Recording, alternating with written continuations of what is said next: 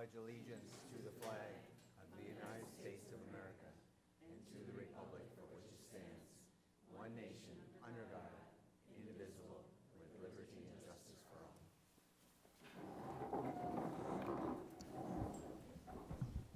Thank you, and we will start the meeting with recognitions, and I'll turn it over to Tony. Sure. Thank you, Mr. President. I'm actually speaking on behalf of Ms. Prather, the Hudson Prairie principal, and the Hudson Prairie staff. At this time, I'd like to invite Tammy Traeger up to the microphone. Hudson Prairie would like to recognize and thank Tammy for being a hero and saving a life. Tammy works as an educational assistant in our child nutrition program, as well as working as a noon duty aide. On November 19th, Tammy was a noon duty sub at Hudson Prairie and noticed a first grader choking on a hot dog during lunch. She performed the Heimlich maneuver on him 2 or 3 times and successfully dislodged the hot dog. The boy was just fine, and he ended up wanting to have more of his lunch. The student's family and the Hudson Prairie staff are grateful to Tammy for her calm, professional reaction to save the student's life. Tammy consistently demonstrates positivity and caring for our students, and we're very fortunate that she chooses to work in the Hudson schools. Tammy, thanks for your immediate and decisive action on November 19th. At this time, I'd open it up to any board members who wish to ask questions or comment. Thank you. Yep. Bruce? So this is like twice in, right? I mean, in a couple months? Yeah. Yes. So I asked this question last time because I think it's interesting. I read something recently too. It's just like your instincts kick in. When's the last time you had training for something like this? I amazed myself because I've always wondered how I would react in a situation like that. Yeah. I never had to do that before. And I didn't even think. I just saw the fear in his face. And he was trying to cry. And I just whipped him around and I put my arms under him and took a couple of times. And the other gal that was in the room with me, I just kept going. And she said, "I think it's out." I said, no, I don't think so. So I wanted to make sure, but yeah, I am so thankful that it all had a happy ending. And I amazed myself, and it was a good day. It's awesome. Well, thank you. I know as a parent, I would can only hope that someone would be there if my child were in the similar situation. So Thank you. nice work. Thank you. Yeah. I appreciate it. Thank you. Anyone else? Mr. President? Yes. Lynn? Tammy, I was just, We don't speak very loud. I was just wondering what the response of the other kids around this student were. Were they scared? Were they crying? How were they? Do you remember? No, they all kind of conquer around and want to know, what's wrong, what happened, and they're first graders, so to them, the severity they don't understand. They just want to know that they know something happened, and you just say, it's okay, everything's okay. Go sit back down and have your lunch, and we've got it. He's okay. So. Yeah, they were curious and they wanted to know, but they don't understand the severity of what was happening, and which is probably a good thing. So I think if it was, 5th or 6th grade, it would be a different story, but they're too young, and they handled it well, and we had them on the side and took care of them, and they just went back to their lunch and finished their business. So Thank you. Thank you for your action. Join me in showing our appreciation. thank you.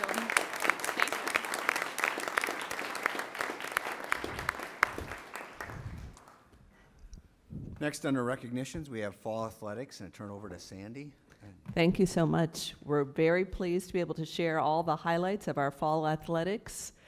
I know I have a few coaches out there and a few representing some of the other athletics. Kelly, you want to come up with a swim and start us out? Okay.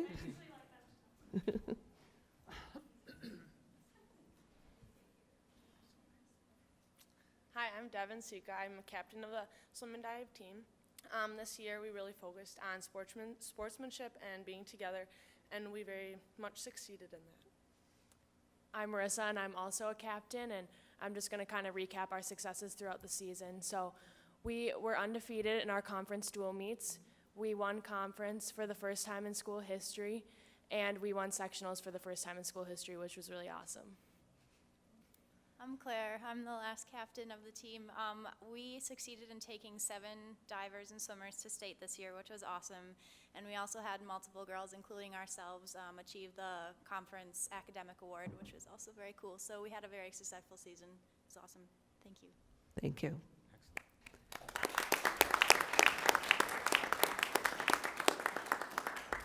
And their coach, Kelly Hackbarth, is here as well, supporting them. Thank you. All right, should we hear from track? No, cross country. I'm in trouble. Cross country. My name is Don Krupa. I'm the cross-country coach, and the 3 girls, Rachel, Lauren, and Miranda will talk.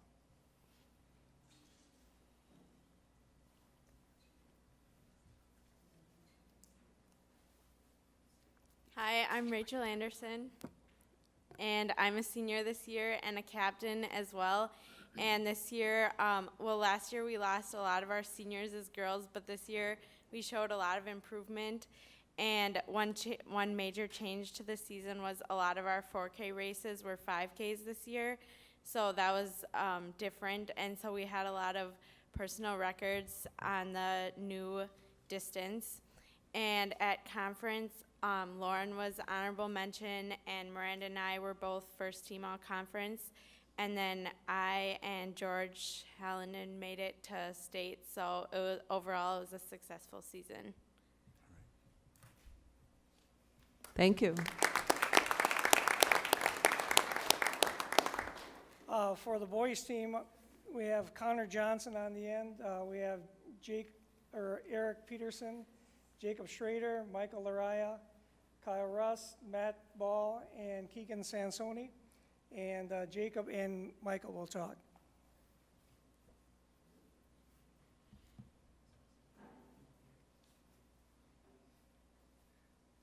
Hi, I'm Jacob Schrader.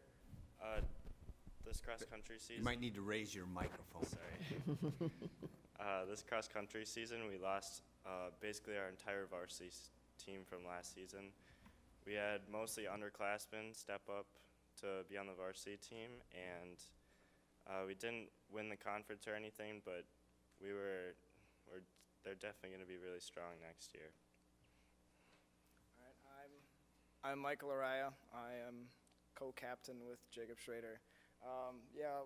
We had a pretty good team this year. We were on track to do very well at both conference and at sectionals. However, we had a case of mono come up in the team, so just kind of threw us off a little bit. So we only had one person on the guys team go to state. He's not here actually. Yeah. All right. Thank you. All right. I know I have someone representing volleyball that could come on up.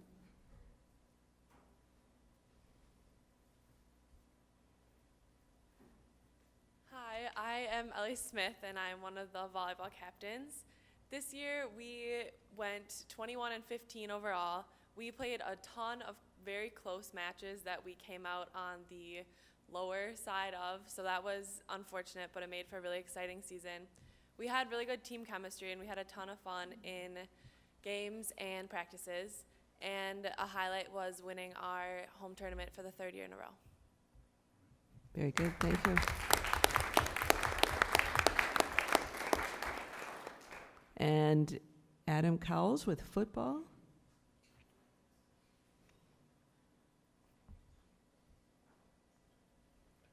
Thank you. I'll introduce the captains: Andy Johnson, Jack Koski, Lucas Trainer, and John Yucatel were our captains this year. They'll talk just briefly about the season.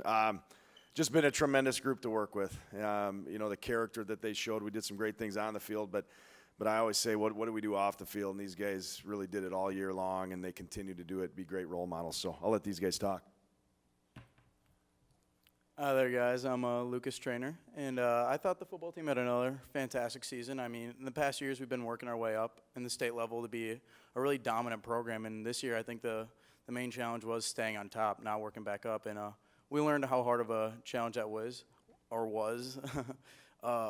We lost a couple games in the conference, just by a couple plays, but we were right there all year. I mean, a couple plays different, we would have came out in conference champions and worked our way up the playoffs. Again, we realized how tough it was to stay on the top and make it back to the semifinals every year. But again, thought it was a great year. These boys really showed resiliency, and that was a big goal of ours.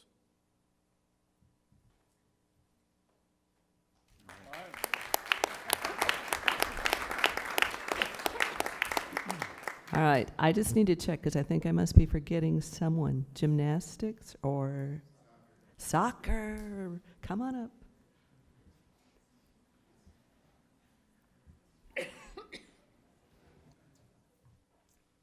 I am Dan Klunt, captain of the soccer team last year as a junior with Parker Shevlin, and he's not here. And Payne's captain next year with me.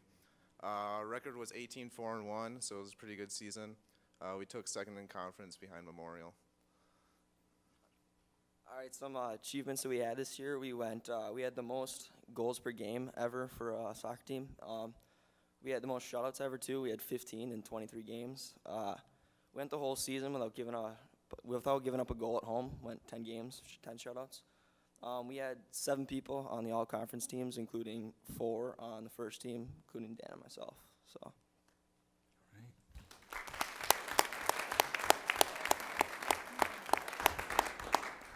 All right, am I forgetting anyone? Tennis, all right, come on up, thanks.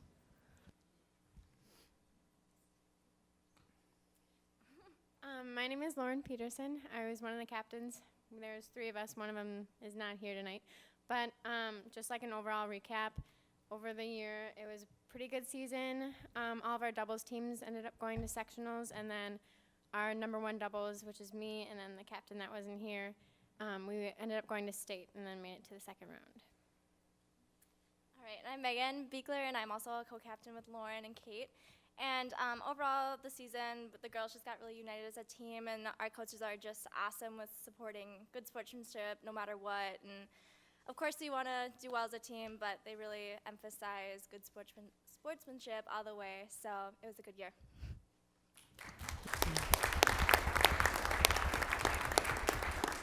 Thank you to all of our athletes. We appreciate all your hard work and dedication on the fields. We also just really appreciate your work both on and off the field. We know academics are also important to you, and other activities involved in the community. So we highly value all that you give back to the community. Thank you. All right. Thank you very much. Now we move on to superintendent's report, and I'll turn it over to Mary. I guess she has 4 subtopics. I'll let her just take it in that order. Thank you, Mr. President. First off is announcement of our annual school board election in April, actually April 7th, 2015. We have 3 seats up for election, and currently serving in those seats are incumbents Brian Bell, Sandy Gerke, and Tom Holland. The term of office for this election is April 27th, 2015, 3 years expiring on April 22nd, 2018. And we need declaration of candidacy from anyone interested in running for office no later than 5 p.m. on Tuesday, January 6th. And that declaration comes into the district office, into my office. And we encourage community members to consider running for the Board of Education and serving. If the incumbents that I just talked about choose not to run, they need to complete a notification of non-candidacy by 5 p.m. on December 26th. If there are more than 2 candidates for each of those seats, or 7 candidates or more, then there would be a primary on Tuesday, February 17th. I'll just continue on, unless someone... Sure. And just to clarify, so your office is open on the day after Christmas for those candidacy? Well, we will make it, we will be available for the school board members in case they choose not to run for office. All right. Yes. All right, moving on, then I want to make you aware of an opportunity for our 9th grade students, and that's Healthcare Discovery Day. And this is a collaborative event that we are holding in partnership with Hudson Hospital and Clinic, Catalyst Sports Medicine, Presbyterian Homes, Northwest Area Health Education Center, Chippewa Valley Technical College, and Wisconsin India Head Technical College. So this is offered for our 9th grade students, and it is a day's worth of learning about healthcare. And it really precludes their decision about whether they're going to apply for the healthcare academy in their sophomore year and enter there. So in the morning, they have a variety of activities, a lot of different activities on healthcare, moving from things like learning about the procedure for gowning and gloving, working with pen lights, administering, using stethoscopes and various equipment, and looking at watching a demonstration with a robotic simulator, taking blood pressure, and more. And then in the afternoon, they choose their afternoon session, and that is either at Hudson Hospital or Catalyst Sports Medicine. Student leaders in our recently formed Health Occupation Students of America Activity Club will assist with preparations for the day. There is a capacity of 50 students capacity to attend this event, and it's supported through a grant from the Northwest Area Health Education Center. So we certainly thank all of our partners for making this possible for our students to explore the area of healthcare and possible careers. Any questions on the Healthcare Discovery Day? All right, next up, teacher recruitment. So as most of us know in Wisconsin, we are having fewer candidates go into education, and so we need to extend our efforts to recruit and attract new teachers to Hudson. So Human Services or Resource Director Andrea Volker and Student Services Director Tony Mayer have started to do that and represent the district at job fairs. And so they went to the first job fair at the University of Wisconsin-Madison. It was a job fair for future teachers focused there. And on site, they were able to interview about 30 to 35 new candidates for us who they have remained in contact with. And that's helping to increase our pool of candidates, not only in positions that we have many candidates, but also in shortage areas as well. So you'll see the banners that are behind the board, and these were a way for us to demonstrate and show those candidates the district vision, our belief statements, and who we are as the Hudson School District. And we will be able to use these banners in various settings throughout the district and in job fairs in the future, because I know that Andrea and Tony are planning on attending 2 other job fairs. And these are in April, so they'll be closer to openings that we have, and they will actually are preparing to be able to hire on site. So they will be going back to the University of Wisconsin-Madison, and they will also be going to the University of Minnesota job fairs. Okay. Any questions on that? Bruce, you look like you do. Have you guys done any of that before? No, this was Tony and I's first time going to career fair. I had done it in previous positions. Yeah, I mean, have you found good success with that in the past, or? Absolutely, yes. In my previous position, like Mary had mentioned, the district had done some hiring right on the spot, especially in shortage positions where you're trying to attract people and you want to snap them up right on the spot. We were happy to see professionals that were looking for Chinese teaching positions as well as several shortage special education positions. So it was very worthwhile for us. That's good. That was going to be my next question, if there was any, those specialty areas that, we're having a difficult time with. So that's great. I mean, it's good to hear that you're kind of thinking outside of the box and trying to drum up some of these folks. So it's good. I'd love to hear more about that as we And we were move able forward. to, they had a sheet where we could identify certain areas.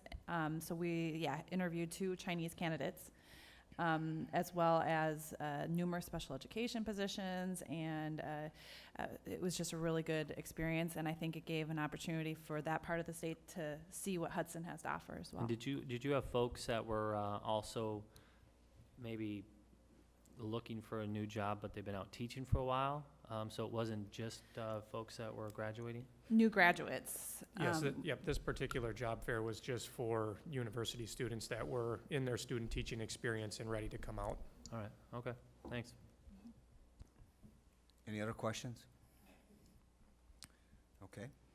All right, and lastly, I would just like to announce to you and recognize that the Learning Support Services Department of Dave Grambo, Sandy Kovach, and Tony Mayer have represented the district once again, the good news about the Hudson School District, at the national level at Learning Forward's national conference. And they presented a session entitled Systemic Innovations Focus on Student Ownership for Learning. And they talked about our high school learning for the future. They talked about instructional coaches. They talked about how we have restructured school and student support systems for all students to learn at higher levels. And that includes building school-wide capacity for continuous improvement. They were presenting along with, although I think they were primarily the show at the conference, Ann Konzemius, who is the partner in Smart Learning Systems, one of the owners of Smart Learning Systems, and she is the original trainer that trained us in SMART goals and has continued to add to our knowledge, and as we move forward, that is the organization we're continuing to connect with. So they were supporting our work and seeing what was happening in the Hudson School District and feeling this was something to spotlight at the national level. So congratulations to them and thank you very much. All right, any other questions for any portion of the superintendent's report? Hearing none. Tim, do we have any citizens' requests to speak? Nope. All right, then I do, before we move to topics for action, I just want to acknowledge, though, in the past, in our minutes, we did not necessarily acknowledge individual members of the public that have spoken, but the board minutes policy, I guess, was reviewed by committee, and it was recommended that we do that. And so, as a result of a citizen speaking at one of these meetings, we have changed that, and now citizens are recognized in our minutes.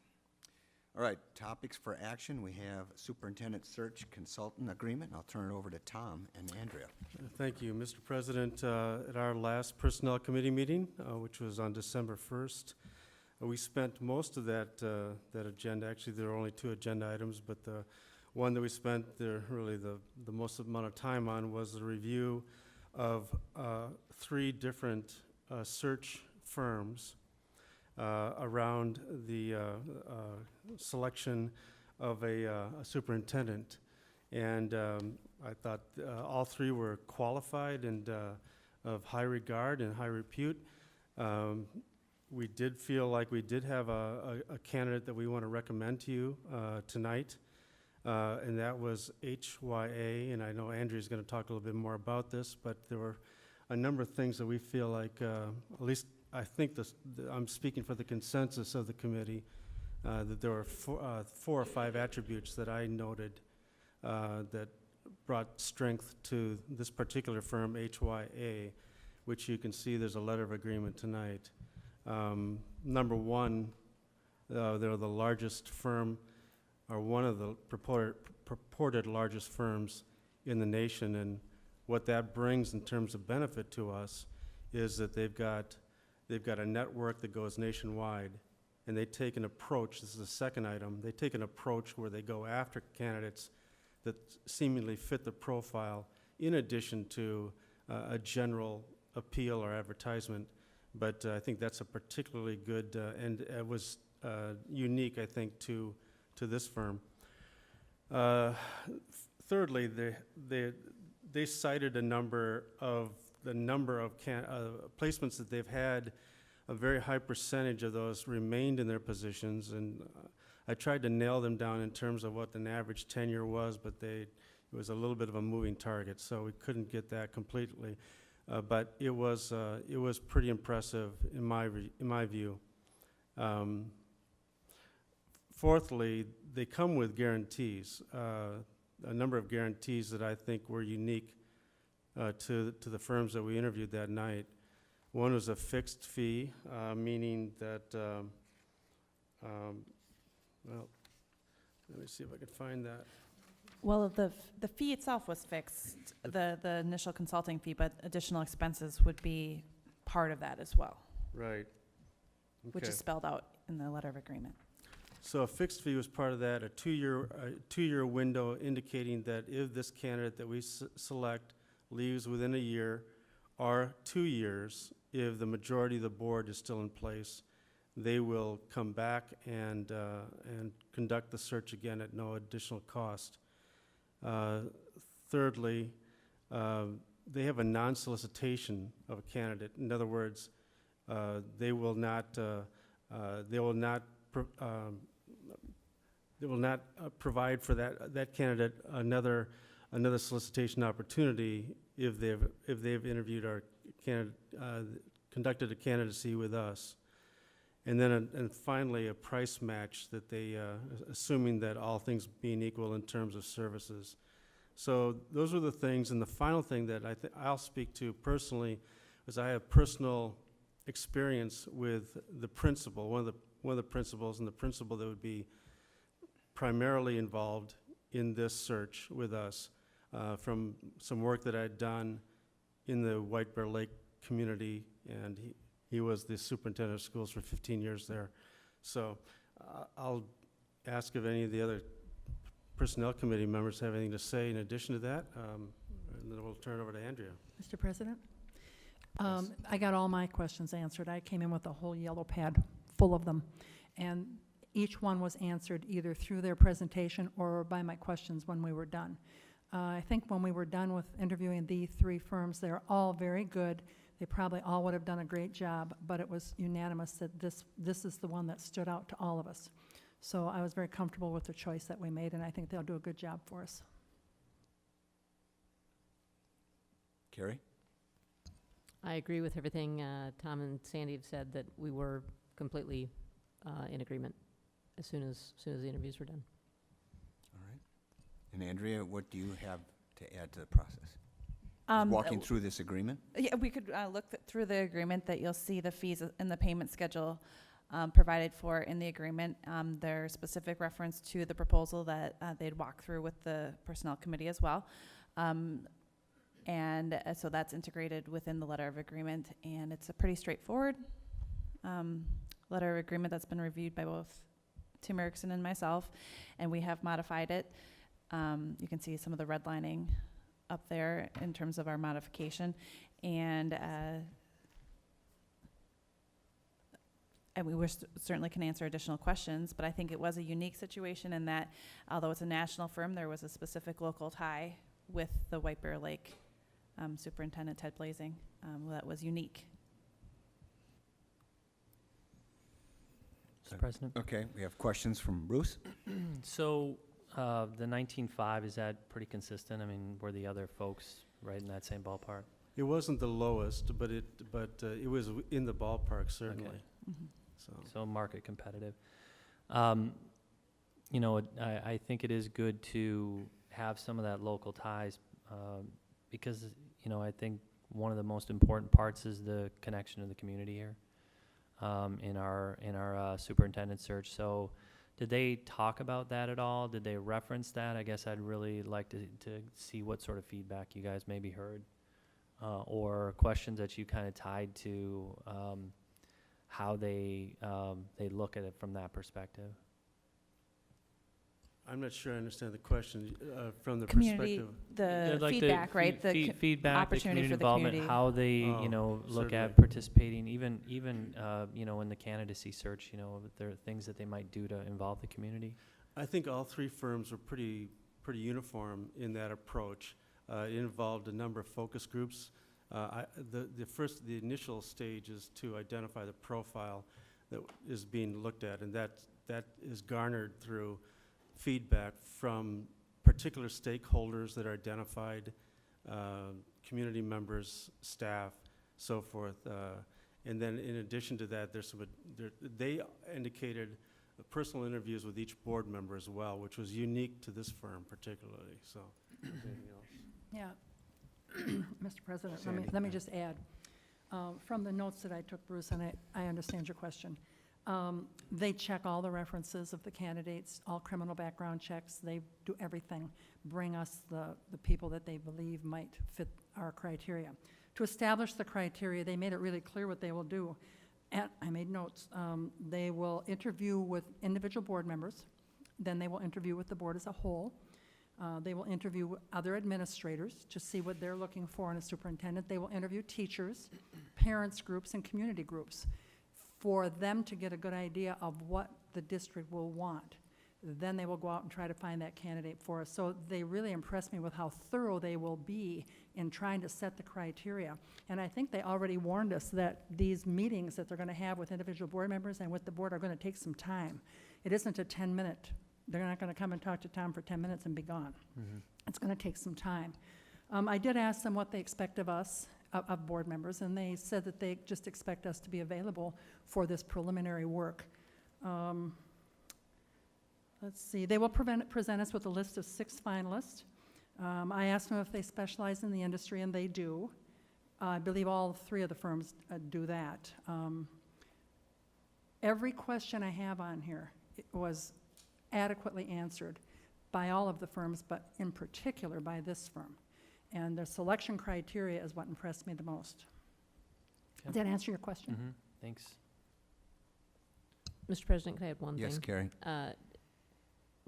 Another thing that they'll do, in addition to all the interviews with the key stakeholders, was a public forum for an opportunity for any community member, I think, to have a question and answer session with them. Nice. So. And in addition, it was subject to an adequate reference check, the Personnel Committee's recommendation. And so we did conduct those references, and the board members identified by the firm were very complimentary of the process.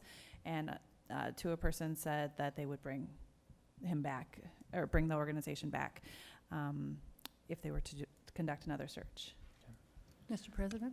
Yes, Let Sandy. me just add one thing more for you, Bruce, that we talked about the time frame. They gave us a preliminary schedule with times on it for things that will happen all the way through the process. And I questioned why we were doing this now so quickly, because I thought, well, there's going to be potentially 3 new board members, Mm-hmm. and they have to work with this person for 3 years, so they may want to have some input into this. But Tom pointed out that new board members will probably be very grateful that we've got this moving, because they aren't really going to know anything if new board members get elected. The time frame, they said, could take up to 6 months. But the biggest thing they said to me that impacted me was they talked about when the biggest pool of candidates is available. And I believe, Tom, correct me if I'm wrong, did they say January, February? Or February, March? January, February, yeah. January, February.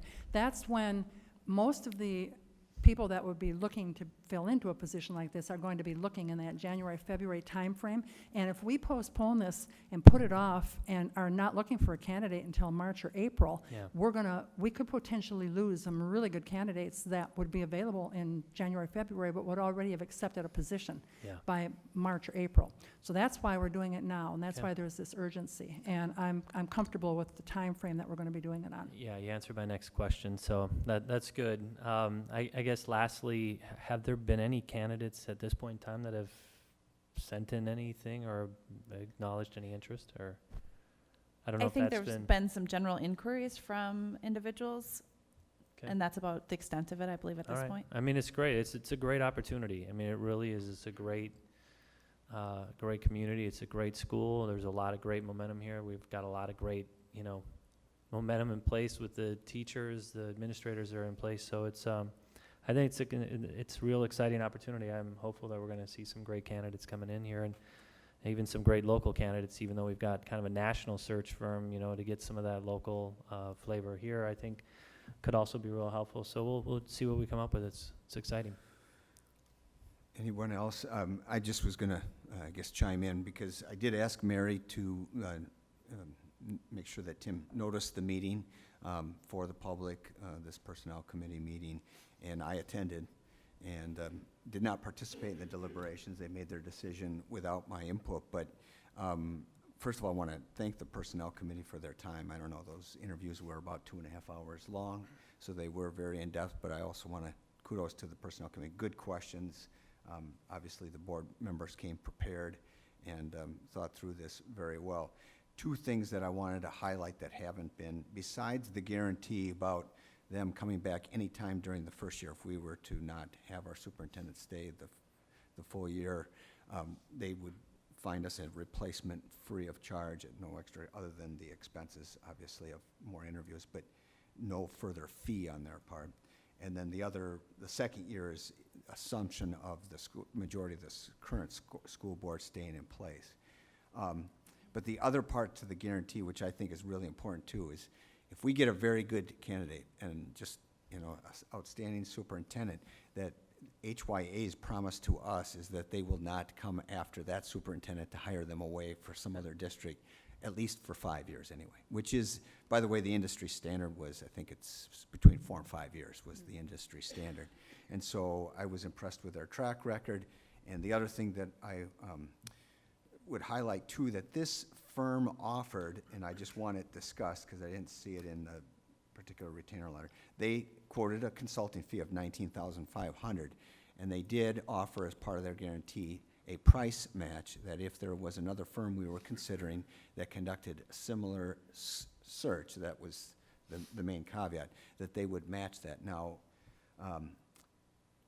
WASB, that's the Wisconsin Association School Board, was the first, actually it wasn't a group interview because it was one guy showed up, but it was evident that they're more Wisconsin-based and they're hourly, so it's not, it's not apples to apples comparison. The second group, which I thought was very good as well, similar search, they're more regional, not necessarily national, but regional, and their fee was $18,500. Now, I don't know if that's worth the $1,000 to try and save to get them to do a price match, but I just threw that out there to see what the reaction would be.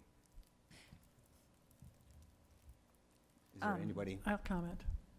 What's that? I will comment on that. Okay, go ahead. For $1,000, it was unanimous. The 3 board members of the committee felt this firm stood out above the other 2.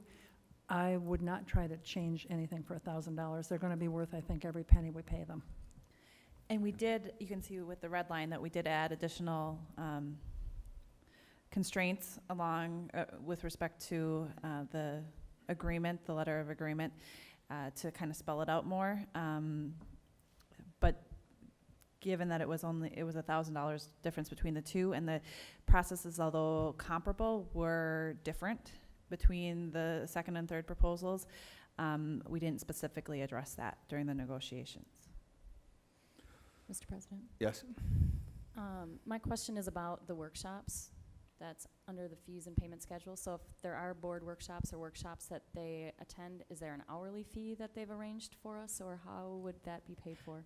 I believe those workshops would be above and beyond. So we have the program that's encapsulated within the proposal. Mm-hmm. But then in addition to that, he sometimes, with the organization, can go and do like board building opportunities and different types of, not directly related, but different workshops. And I think it's, again, primarily based on board relations and specific initiatives that the board may have. But that would be completely separate from So under this. whose discretion would that be?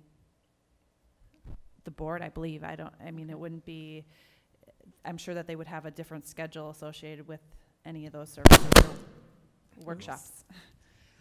So, for example, one of the workshops that they had listed was superintendent evaluation. So it was. Say that again, I didn't. One of the workshops was superintendent evaluation. Another was 360-degree evaluation, and so forth. So those would be in addition to the search, the superintendent search. Mm-hmm. Right. Just so we're clear, but included in the superintendent search is, for instance, this December 18th working meeting that we have, working session. The consultant's coming to that and helping us develop the criteria and so forth.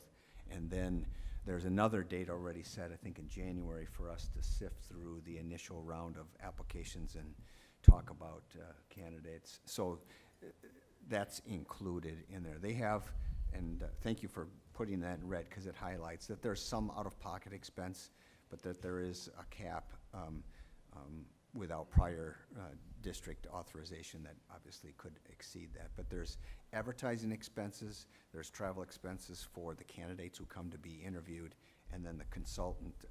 Luckily, though, by getting somebody who's local, like Ted Blazing, we're not talking about plane fare from White Bear Lake, so. Thank you. Can I make one comment? Yes. Yeah. I think some of the additional workshops and services would be post-hire as part of the onboarding process. So it's if we feel we need the help and the getting to know you process and so forth. And he, if this is approved tonight, tomorrow morning you'll be receiving an email with several documents to start the process that he's already transmitted to me, so to pass on to all of you, so that the board can be prepared for the development of the criteria at the December 18th meeting. But I would assume that these expenses, and when I looked at the package from the second group, it was comparable, that there's additional travel expenses, background check reimbursement requests, and things like copying and shipping and postage. There's some limit to that, but these are all things that are pretty standard, it seemed like. And I want to echo what Sandy said about timing. I think that getting this going is really important, and get those best candidates before they, a lot of the other positions are probably be about a month behind us, so we've got about a month right now jump on everybody else. I believe the timing of an offer in their schedule that they had was it April? Yeah, and we've been talking with Okay. potentially condensing some areas to move that a little earlier. Possibly late March, right? I mean, that's when we would try to do the final interviews, was in March, maybe. All right. Any other questions? Otherwise, I'll entertain a motion. Mr. President, Sandy? I make a motion to accept this proposal from this company to search for our new superintendent from, looking for the name. HYA. Thank you, Tom. I second. Motion by Sandy, second by Tom. Any other discussion?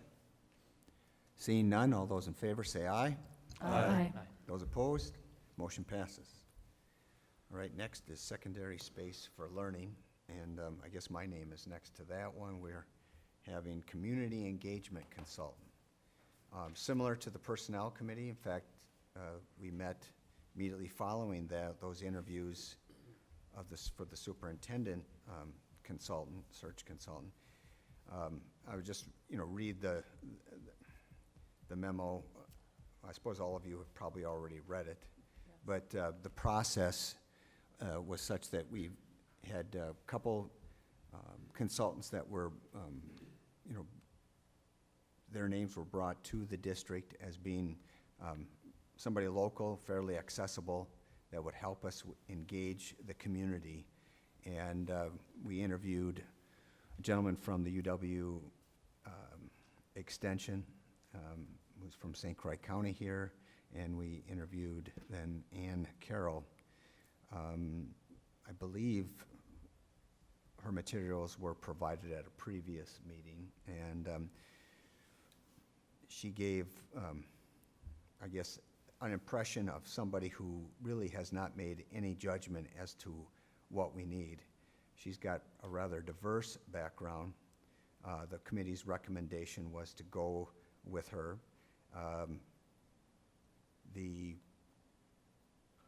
I guess the point here is that she's got some training that is unique with this International Association for Public Participation. She's on their board, in fact, the IAP2 board. And she's also a school board member, having on the St. Paul School Board. But the other thing that we made the recommendation subject to reference checks, and we asked for 6, which is kind of a little bit more than your typical consultant or employee hire. But in that research on the consultant's references, it was kind of amazing the feedback that we got that was extremely positive. People who hired her said they would hire her back in a minute. In fact, a couple of those references had already brought her back for similar projects. and even those that didn't have a project to hire her back for, when other public projects in the community were suggested and people went to that unit to get a recommendation on her, they gave her a glowing recommendation anyway. So it's somebody who has the idea of making this a very inclusive public engagement and strategy planning consulting. And this is the part that was difficult for me, is there wasn't a lot of concrete action yet, but what we have to divorce ourselves from is this notion of just coming back right away with minor tweaks to the process that we've already done.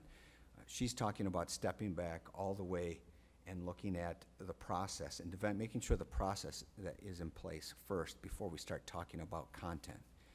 In fact, she's as far back as whether or not even assuming that there's going to be a referendum. She wants this to be a community process where the public gets to determine, and I had the needs first, solutions second, and then implementation third. And she indicated she thought that if we have the right process in place and we get the right community members involved in this, that we wouldn't even need her around for that third stage, which is implementation. Ultimately, that's, if there is going to be a referendum, that would be referendum. But she is ready to tackle this. This is what she does for a living. She's got other projects, but she's willing to work within her schedule. And the other good thing about it is the hourly basis. The fact that she's $125 an hour, which is, in the range of consultants of this type. Certainly, I don't think it's exorbitant at all. But the board would have full control as to the extent of that. I'll just turn it over to either Tom or Sandy if you have any further comments on that. Yeah, I have just a couple of comments. One striking comment from that interview process was, and Jamie referred to the process, and she talked about the importance of the community trusting the process. And if the process is trusted, then we have the opportunity to be successful, I think, in this kind of community engagement. She obviously has a great deal of experience in this area, and I'm glad to hear about the references. I didn't know about that until just now. I'm pretty confident that we would be satisfied with her engagement with us. She did mention in terms of timing, because that was a question that we talked to her about. She thought, if I recall correctly, that on the high end it might be about 9 months. Could be as much as 9 months. Is that about right? Yeah, I think she said 3 to 9 months. 3 to 9 months. So when we think about that, obviously everybody is in a hurry, but we want to do our due diligence with this, obviously, and any future referendum, I think we want to come into it with a fairly high confidence level of success. And I felt confident after that interview that with her help and guidance, I think we can do this. I think there's finally, I'll just mention that there might be some in the community that feel like, why are we hiring consultants for these things? When we think about, for example, the referendum here, this is a 50-year decision that we're making. So it's an important decision in terms of whatever decision is finally arrived at and whatever the community ultimately agrees to is something that we'll live with for 50 years. So I think it's important that we keep that in context in terms of spending some of these dollars in order to get this kind of result. So, Sandy. Sandy? I'll just comment what I mentioned at the when we interviewed these people. I did express some reservations at that time the other night at the meeting about the process. I don't know. I know the public says they want to have a say in this. I really hope that she's able to engage the public and get them engaged. And I mean all walks in the public, not just a certain a certain group of people. I think broad public engagement is what we really need to do. I do understand that because she is an hourly, we're doing this on an hourly thing, that if we get into the process and find out that this isn't working or we're not getting the result from her or the process isn't getting formulated like we thought it should, we don't have to continue to use her services. We're not under any contract of any kind, just an hourly rate for the work she does for us. So that gave me some comfort that I knew we weren't going to be locked into a long-term contract if it turns out that it wasn't going to work well. I think she's professional. I think she knows what she's doing.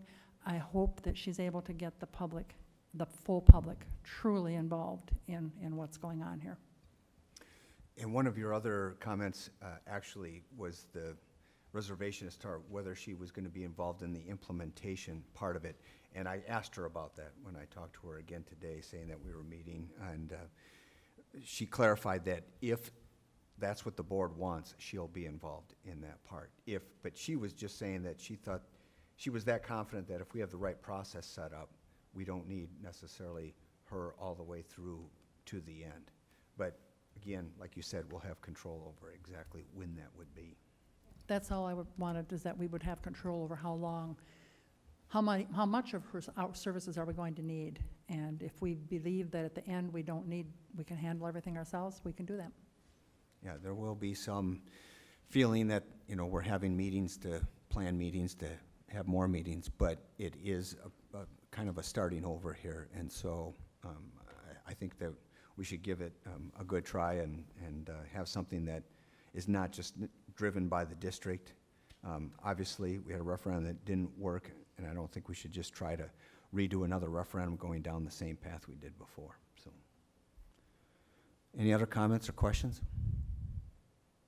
Okay. If not, I'll entertain a motion. I do. You have other comments? Yeah, Okay. I do. So, you know, I understand I'm the one who talks about the sense of urgency, so I certainly appreciate that. That said, the sense of urgency that I feel we need to have as a board is not necessarily to rush to make a decision or to rush to take what we've got to, pare it back. It's just to build off some momentum that we have in the community right now. I think that I have talked to more people recently that are interested in participation, that are interested in getting their opinions heard. And that's the momentum that I'm talking about, the opportunity to start to bring our community back together over this issue, because it's driven a pretty large stake in our community that creates some divide. So the momentum that I speak of is just to continue to build off the good graces that I think people are interested in participating right now. If it takes 9 months, it takes 9 months. It's nice to hear that she's talking about kind of going back to the beginning. I'm very good with that. Along the way, I think we'll find opportunities that, we've got a lot of detail and a lot of information that will help us make some at least directional decisions. So I think that there's a lot of good that will come from the detail that we have. So I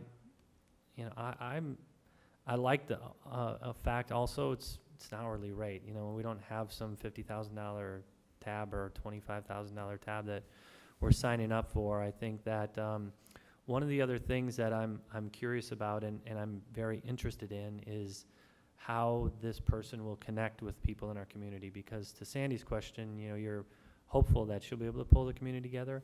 Part of that's with the connection, right? It's being able to connect with the people in our community. And that opportunity, I think, would also need to happen rather quickly to make sure that there is trust that's there and there is a willingness from people to want to work under the process that will be explained, I'm sure to all of us, because it's good to have that in place. So I think it's great. There's not a lot that scares me here moving forward. I think there's a lot of positives that can come from it. Any other comments from other board members? All right. Anyone may want to make a motion then so we can proceed? Mr. President, I move to approve the community engagement consultant recommendation. Motion by Lynn, Second. All right. Second by Brian, I guess. He was a little louder than Carrie. All those in favor, say aye. Aye. Aye. Aye. Those opposed? All right. The motion passes. Next on the agenda is a discussion item and potential action on removing County UU property from the market. And this was discussed at both Facilities and Grounds and in Finance. I guess speaking on behalf of the Facilities and Grounds, the committee's consensus was that given we're about to engage in this public participation process and we don't want to make any assumptions about any potential options, or prejudging this at all, that it's probably best to kind of hit the pause button and take it off the active market. And I think that was a consensus of the committee. And then I'll let Lynn speak for Finance, even though I was sitting on that committee as well. Finance Committee had pretty much the same take on it as Jamie just explained. Until we really have the community involvement and really know what that solution is going to be, the committee agreed that taking it off the market until we have that decision made makes the best sense.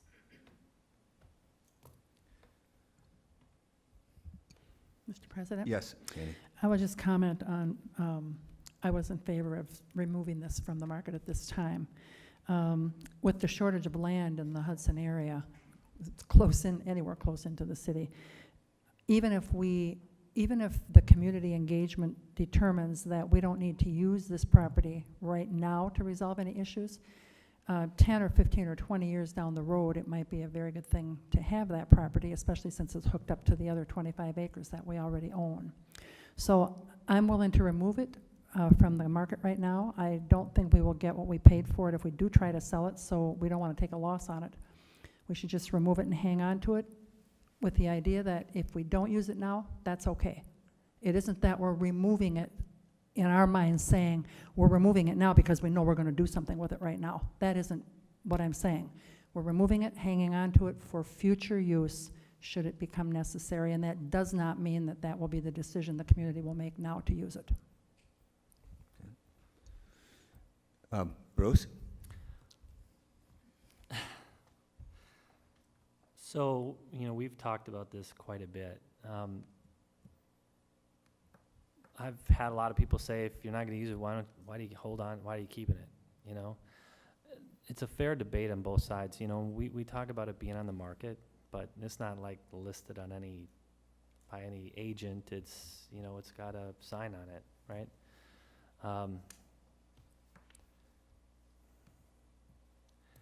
I think it's important for us to definitely look at it when we're evaluating. I mean, when we're evaluating the buildings that we have, the current infrastructure, all the different alternatives that we have in front of us, right? The land is part of it, but whether or not it has a sign on it or not doesn't mean that we still couldn't take it into consideration. I don't know that it necessarily says, while I understand the perception could be in the public that hey, well, we're really not seriously considering it. I think it is absolutely a serious consideration for us because we own it today. And, the likelihood that it will go for the price that we want to ask right now, is probably pretty slim. So by taking it off the market, if that means taking the sign down, I guess that,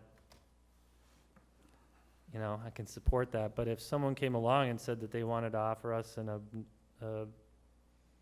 exorbitant amount, I mean, I don't know that we wouldn't at least take some consideration in that as well.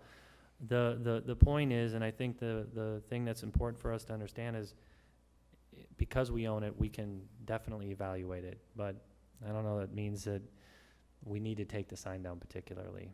I'm kind of torn on it, honestly. I just don't really know that it makes that big of a difference either way. I think we need to keep it into consideration of all of our options. That's whether there's a sign on it or not doesn't really make a big difference to me. Mr. President? Yes, Sandy. Well, that's a different viewpoint. That's a good viewpoint. I hadn't looked at it like you're looking at it. leaving the sign up doesn't really make any difference. If we got an offer on it at where we want to be, we could consider it, or we could say no. Is that what you're saying? It is. I mean, I think the most important point from my perspective is that that people understand that we're, as a board, open to utilizing that land if we have a solution that makes sense, right? And if we find through the process by stripping this thing down to the bare bones and we kind of build it back up that there's a different alternative or a school that might fit on that land, well then great, you know, now we've got something to work from. But in the meantime, to take it off, you know, again, the market with a sign on it that we really have Tim kind of working as our agent, I just don't know that it's not like we're doing anything majorly different. We're just taking a sign down. That's So you're not talking about listing it with a I'm saying agent. no. No, just leave but the sign up and see what happens. I'm just saying if we have the sign up or the sign down, does it really matter? You know, I don't see it as that big of a difference. We don't have it listed with an agent. We're not intending to listen to it with an agent right now. So that's all. Mr. President? Yes. I mean, at a certain point, you're always on the market, so I could walk to your house and offer you some money. You don't have to put a sign up to do that. So I just think it's, you know, I think as a board, right now, we're looking to keep all our options on the table. So if this is about taking a sign down or not, it's not on the market. We don't want to list it. I don't, you know, and I don't know how much time I want Tim to spend getting basically lowball offers on this. It takes Tim's time. So that's the price that we meet, we have to review these offers in closed session. To me, it's a waste of time. So it's either on the market or it's not. I suggest we take it off until we're ready to actually put it on the market. That'd be my 2 cents. I think when the site is eliminated from any of the possibilities of utilizing it for a school function, that's when we should revisit it. Right, and I guess the way that I had introduced the topic was just that it's kind of hitting the pause button. It's more than just maybe taking a sign down, because it's also sending the message to the public that we are sincere in wanting to start over kind of from scratch. Whether it's actively on the market, I think legally, I mean, the district can always sell an asset. If somebody wants to offer twice what the fair market value is for it, I think the board would consider it at that time, but I don't think it has to be, quote, on the market at that time for somebody to walk up and offer us twice what the appraised value is. So I would kind of concur where Brian's coming from and just the notion in general that taking it off the active market. But is there a motion?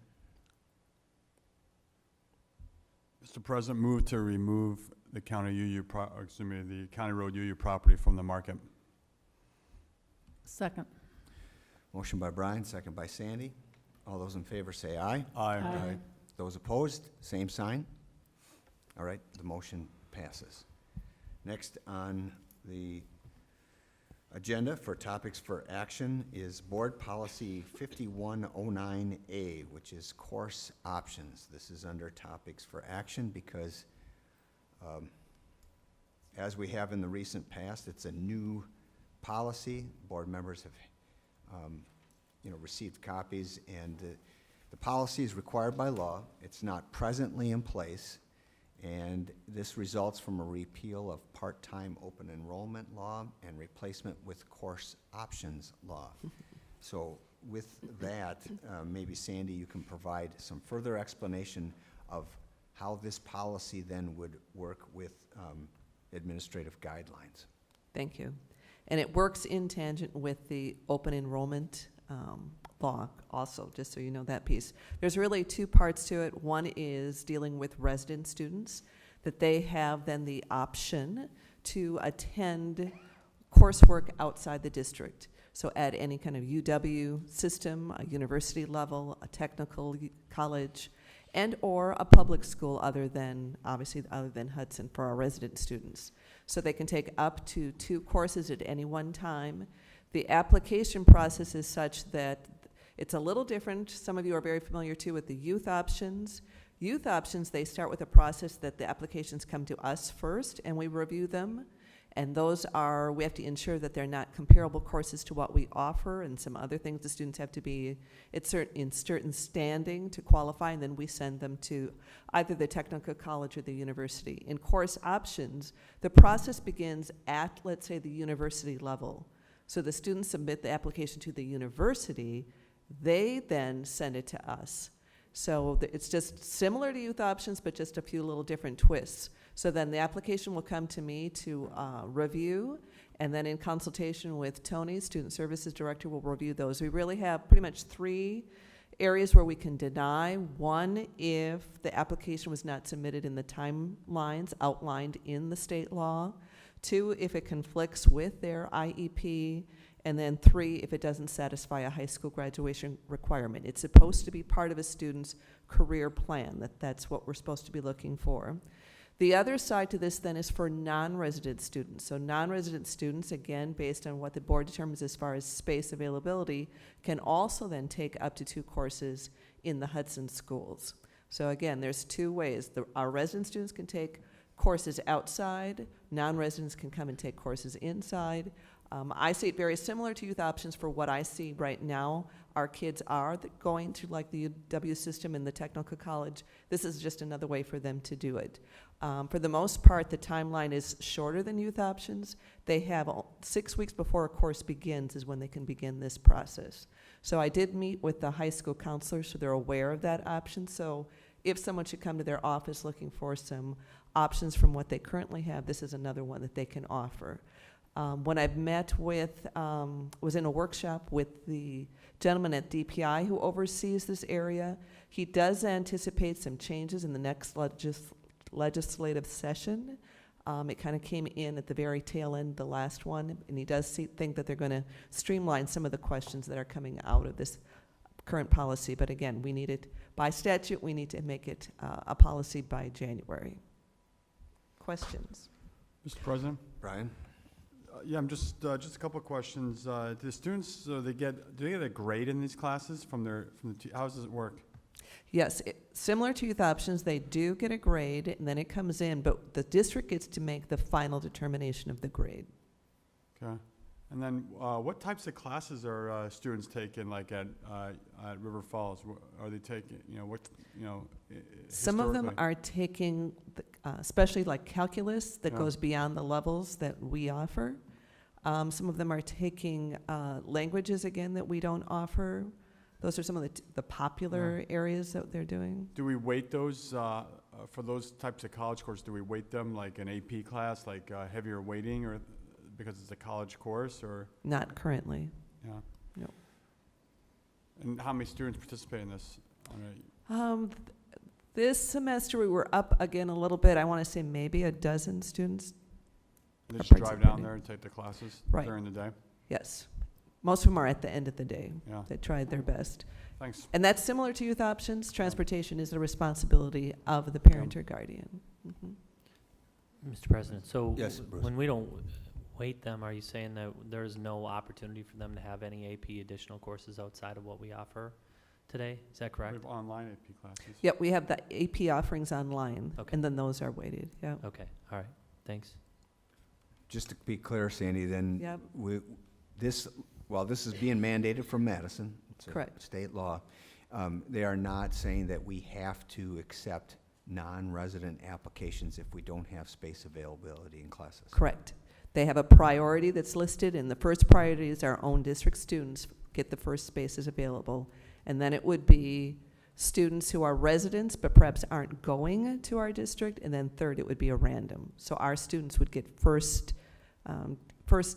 seats available. And without getting into the legislative history and all the policy behind this, but basically what this provides is the ability, instead of students applying and going to, say, River Falls or New Richmond or another district full-time, they could take a class in one of those and still stay and be a Hudson Correct. student. Correct. And there's a few that have been looking at it. We've talked a lot about like AP biology. River Falls does offer that, but right now we're just finding the schedules don't sync. So even though there might be interest to go as a resident to another public school, the schedules aren't working in most instances. Is there a financial impact here? Similar to with open enrollment, you know, we've seen our outgoing applications exceed our incoming, and so we lose hundreds of thousands of tax dollars over the last couple of school budgets. Does this have any impact? I mean, do we have to pay for our students to take classes in other districts, and do other districts have to reimburse us if their students are taking our classes? Correct. Right now, I'm only paying for students attending UWRF or the technical. I'd have no one under my youth options or course options taking another public school. But yes, we're paying for the courses when they attend those. Okay. Any other questions then? Move to approve.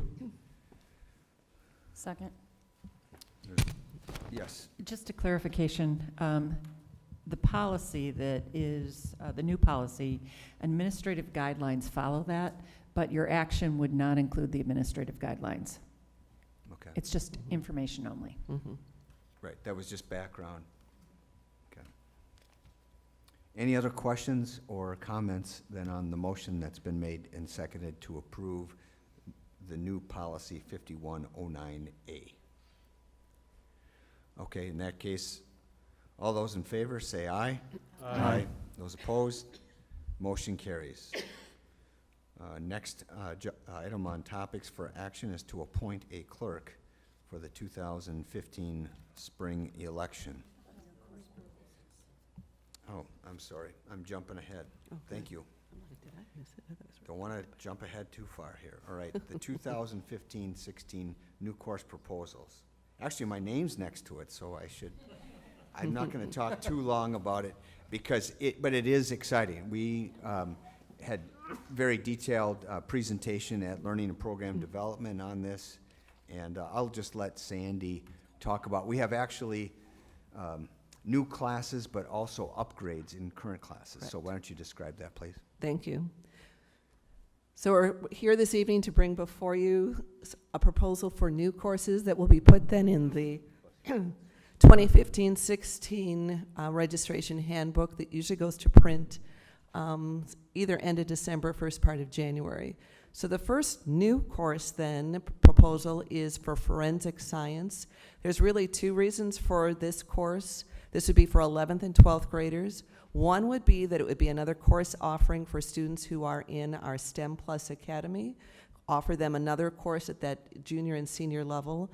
And the other one is, you're aware now that we have 3 credits of science for all students, and this then would also give them students another option.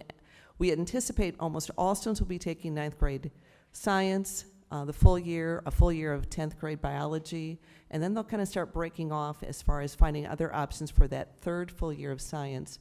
And this would be a semester class at this present time. I want you just to please know, and I can remind you each year, but I put in an estimate of the staffing. We're anticipating 3 or 4 sections of this, but you are not approving staffing this evening. That will go through that staffing process, as well as then some estimates of curriculum writing time most happens over the summer, and then some textbooks and other resources. So that's the first course. The next course is Introduction to Healthcare Occupations. This will actually come into the Family and Consumer Science area. You might recall that area also took on the medical terminology class. So we do anticipate this course going through the process then, so it will be transcripted, so students would have transcripted credit. Again, it gives an overview of several health occupations and also lines up with an organization called HOSA, Health Occupation Students of America. Maureen Lewis is the proposed teacher for this course, and she has already this year started a HOSA organization. So again, this would be one then that lines up with our Healthcare Academy. And again, you can see it's a semester course and some of the anticipated costs that would go along with that.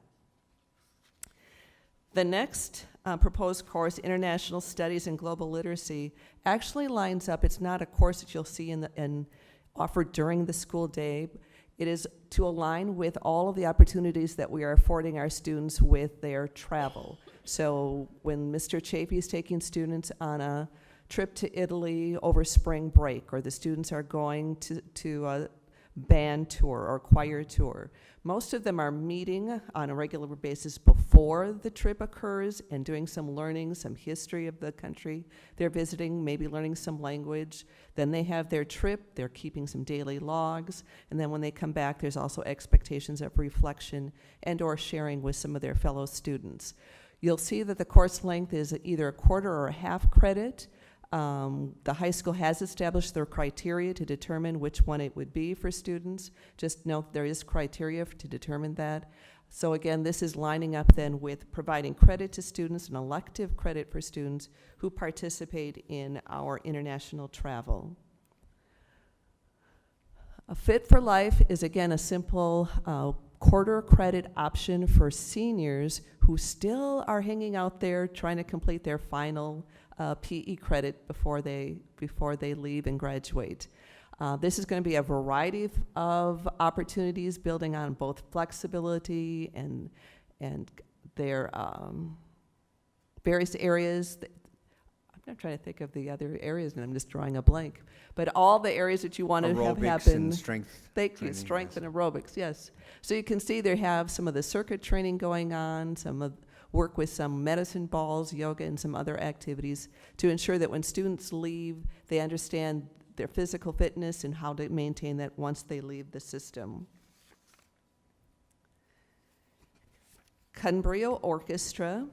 We are now fully implemented with our orchestra program in the district, grades from elementary all the way up to the senior high. Mr. Young, our high school orchestra director, is requesting a third orchestra group. He has pretty much his 9th grade group, and then he has one that takes in 10th, 11th, and 12th graders. And similar to what they find in both band and choral, there's those students that are more at an intermediate level in those 10th, 11th, and 12th grades, and then those that have the more advanced skills. So he wants to have his 9th grade kind of varsity group, then an intermediate level group, and then his advanced group. So he's proposing this as a third orchestra group in the high school next fall. And then, as our president alluded to, there's a few upgrades I also want to share. There are 2 upgrades in science. One is Academy Biology, and that's a term they're going to put on those students in 10th grade who are in the either Academy STEM Biology and or Healthcare Biology. They're going to just simply term it Academy Biology. But the 2 instructors, Jamie Holum and Erin Meyer-Williamson, are going to be attending PLTW biomedical training for principles of biomedical and incorporating some of that PLTW into the Academy Biology. We aren't sure right now where it'll grow from there, but right now they want to attend the training, bring some of that rigorous coursework into the STEM Academy and the Healthcare Academy through the biology course. So that's an upgrade for next year. And then anatomy and physiology. We have anatomy and physiology on the books. We haven't fully offered it for several years. We have really focused on human biology as a course. So Brian Petermeyer is going to bring that back. And he is looking at various options. One could be, again, transcripting that course as well. But this would be for 11th and 12th graders, again, for students either for a 3rd year of science and or especially for those students in the Healthcare Academy. And then the other upgrade is in the English Language Arts department. We have 2 courses, Issues in Contemporary Lit and Writing for Digital Media, that we just want to bring and infuse some 21st century opportunities for students. Currently, our students all have 9th grade English, 10th grade English, and then 11th grade English. In 12th grade, they have the options then of taking Brit Lit, World Lit, the Issues course that you see, or AP Lit and Lang. So what they're finding is, like this year, Issues in Contemporary Lit wasn't even offered. Not enough students to even offer the class. But we know there are students that really need that course.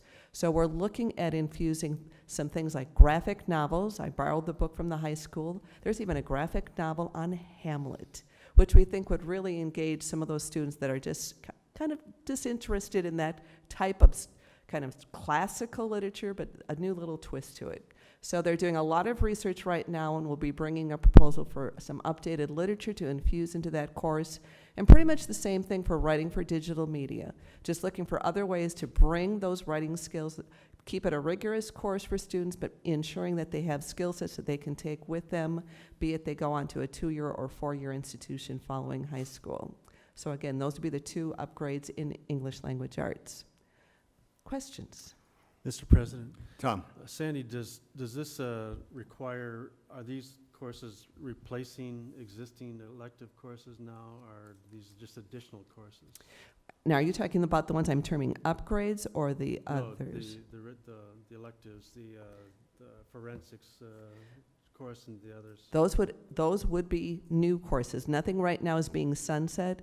We're going to watch as we see where the registration process takes place and see if some of our other electives kind of start sunsetting. But with students needing 3 years of science, we just want to right now have quite a few opportunities for them and see kind of where their interests lie.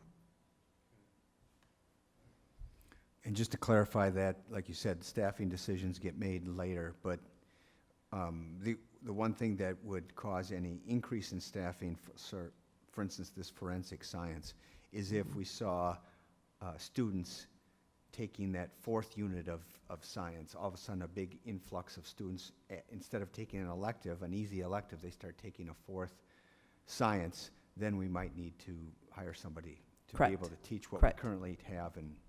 But if the number of science enrolled students stays roughly the same, we're talking about shifting responsibilities among staff. Correct. So if we see maybe astronomy go down and this go up, it'll be kind of a wash. Otherwise, we might see an increase in the science department, but there'll be less somewhere else. So Andrea and I will be monitoring that one. So I have a question. Yes, Sandy. When the figures that you're giving us here, the cost estimates, I'm assuming that this includes any staffing, but these are just estimates right now. What you're saying is if other courses go down and these get popular, there may not be any additional costs for staffing. It's just a trade-off. Correct. So we're not really supposed to focus on these figures right now. Right. Okay. All right. Right. Thank you. Yes, Carrie. Sandy, when on the Fit for Life class, you described it as maybe a class for seniors to try to fill out their FIAD requirements. I don't know the current offerings for all the FIAD classes right now, but are varsity athletes or those involved in Raider Elite getting credit for FIAD, or are students that are spending 10 to 15 weeks or 10 to 15 hours a week on physical activity needing to fill out their FIAD requirements also? Right.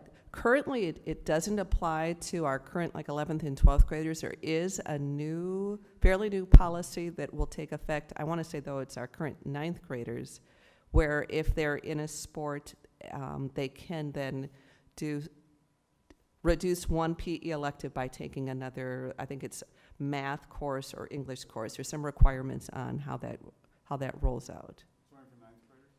I want to say 9th and 10th. I don't think it fits our 11th and 12th graders. I would have to check for sure, but I know it doesn't fit our 11th and 12th graders. I guess you did a great job explaining these new courses, but I think also for the public and board members, remind us regarding the process for new course proposals. I mean, we've got a very large curriculum because we have a very large high school, but this is the one thing is that you can't just have a static curriculum, and so you need to change. And here we've got 5 new courses out of, I don't know, the dozens, if not hundreds that are offered. What is the process and what's the typical timeline before you get some idea incorporated in as a new course? So after this, then, after the courses are approved, then I'll be calling Principal Shoemaker and letting her know. So then those course descriptions you'll see go into the course registration handbook. Then the end of January, first part of February, then students register. And then that's where Andrea and I come into play. They start pulling in those registration numbers, and then we start looking at numbers of sections for each of the courses, and then making staffing decisions. I have a question. Yes, Sandy. I understand that what Jamie said, that the course offerings cannot just remain static. They have to be, you have to keep up with what's going on in the world and the courses that we're offering these kids. How do you get rid of a course? or maybe that's not the right term, how do you terminate a course? What are the criteria for deciding this course is not fitting with us anymore? It's outdated or something has happened? Usually we're looking at, one would be several years where the course never makes. There's not enough kids interested. We pretty much kind of sunset the course after that time. Is there a minimum enrollment? The courses vary depending on, sometimes in your technical ed courses or a ceramics course, it's depending on the number of seats because of the equipment. But for the most part, our courses fall within our guidelines of 22 to 27. All right, so, but I'm talking about a small, let's say only 5 kids sign up for a course. What would happen to the course? We wouldn't run it. Is there a minimum number of kids you need to have to run a course, though, like 10, 12? Yeah, I would say usually in the 12 to 15 range we shoot for. Sometimes there's some extenuating circumstances with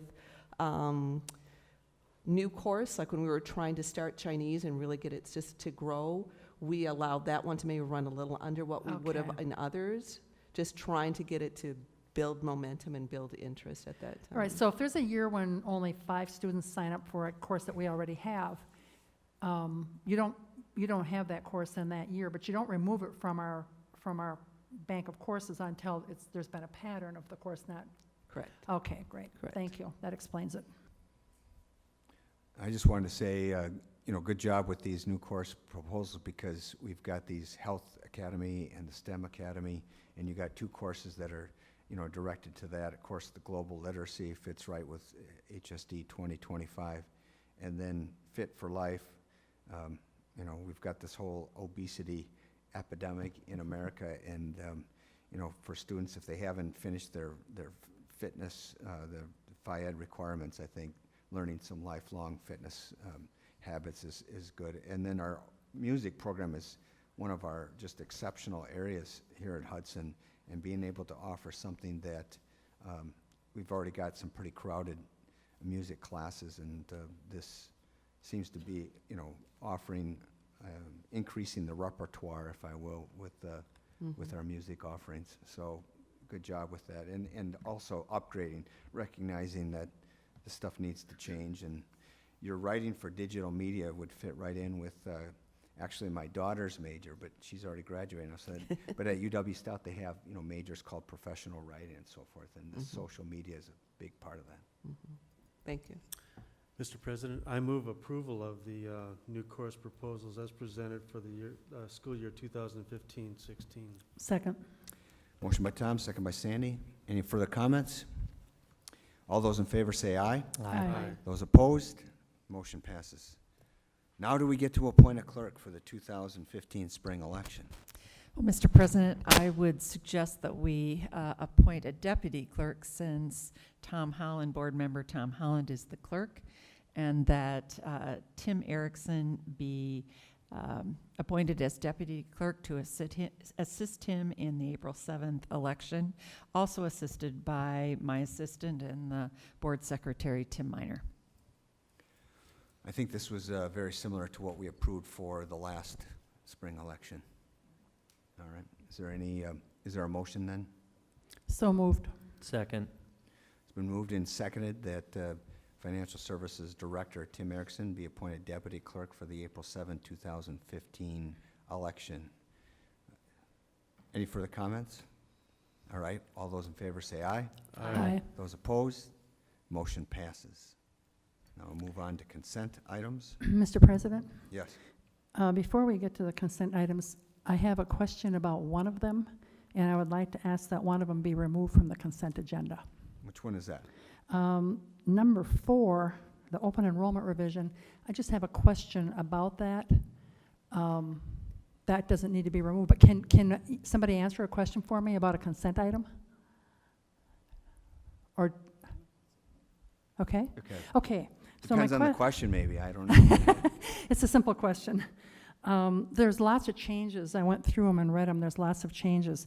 Is there anything, Mary, that is a major thing that we need to be aware of, or is it just catching up with what the state statutes are now changing to? Well, the process is changing. I'm going to let Tony address that. That was presented to the committee. Sandy, the most significant change is that now we've moved to administrative guidelines, so the board's purview will be to determine the number of seats that are available for open enrollment at each level, and then the administration would make recommendations regarding which students then are accepted into the district under an open enrollment through a random selection process. Does the board still have to approve of the open enrolled students then coming in? Only the number of seats. So that's kind of a major change, right? It is, but it reflects the change in the process of open enrollment that has occurred. And if you would remember back to January, the board takes action on the number of seats open for open enrollment. So you'll do that this January. We've done that now for, I think, a couple years. And what happens is then in, is it April? April, the board takes action on the students by number, but it has been no longer about each individual student. It's just, is there space? How are we following the guidelines or the policy? And it's just a matter of yes or no, and are they on the list? So based on the board identifying now, which they didn't used to, what's open, we would just follow the policy and say these students are in. So there haven't been any changes as the board's taken action. I can't remember any, and I'll look at Andrea for that and Tony. Once the board identified which seats were available and which grade levels or programs were closed. Okay, so I understand the board still gets to decide how many seats are available at each grade level. And then the administration of that then just goes to the administrators to decide which students are going to fill those seats. Based on the priorities in the Based policy. on priorities, okay. All right, thank you. I have one other question about that. I was asked a question the other day about open enrollment. And the party wanted to know if they have been in the Hudson School District and have been attending here. Their kids have gone all through grade school here and now are in high school. And they move out of the district, just move over to Roberts or something. Their children, because they have been attending here, don't have any priority with open enrolling back in. Because they attended here for 5 or 6 or 7 years, does not give them a priority spot to open enroll back into the district. Am I correct? But wouldn't they still be allowed to stay that year that they leave, right? The year they move, right? So the year they move, they could finish that year, but once that year is up, then they're out. They have to apply for open enrollment just like any other non-resident student. Okay, thank you. That clarifies that for me. Thank you. And then the other one that I wanted to have removed from the consent agenda is the long-term secondary space criteria. I believe we need to have a discussion on that, so I'd ask that that be removed from the consent agenda. So item F5 will be removed from consent item, and we'll discuss that. Do we discuss it first before we approve the rest, or do we approve the other consent items and then discuss?